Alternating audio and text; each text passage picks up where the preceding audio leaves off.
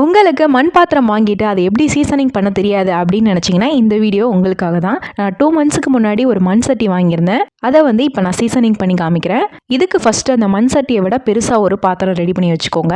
அதில் தண்ணி ஆட் பண்ணிவிட்டு அதை நல்லா மூழ்கிற அளவுக்கு நல்லா ஒரு நாள் நைட்டு ஃபுல்லாக அப்படியே ஊற விட்டுருங்க. அந்த தண்ணி ஃபுல்லாமே அந்த மண் சட்டியில் நல்லா அப்சர்வ் ஆகும். உங்களுக்கு அப்படியே தெரியும், பபிள்ஸாக வரும்.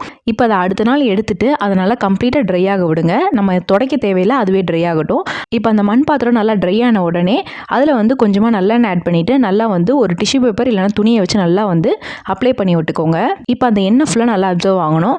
எண்ணெய் நல்லா கையில் ஒட்டாத அளவுக்கு அப்சர்வ் ஆன பின்னாடி சாப்பாடு வடித்த தண்ணியோ இல்லை அரிசி கழுவின தண்ணியோ அதில் ஆட் பண்ணிடுங்க.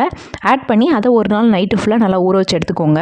இப்போ பார்த்தீங்கன்னா ஒரு நாள் நைட் ஃபுல்லாக ஆயிடுச்சு. இதை அடுத்த நாள் இன்னொரு பாத்திரத்தில் ட்ரான்ஸ்ஃபர் பண்ணிவிட்டு சும்மா நார்மலான தண்ணியில் கழுவி எடுத்துக்கோங்க. கழுவி எடுத்துட்டு நல்லா தொடச்சிட்டு இப்போ லாஸ்ட்டாக நல்லெண்ணெய் ஊற்றிட்டு அதை டிஷ்யூ பேப்பரை வச்சு நல்லா தொடச்சி எடுத்துட்டிங்கன்னா சூப்பராக ரெடி ஆயிரும். இதை நீங்கள் அடுத்து யூஸ் பண்ணிக்கலாம். அவ்வளோதான், சூப்பராக சீசனிங் ரெடி பண்ணி முடிச்சாச்சு.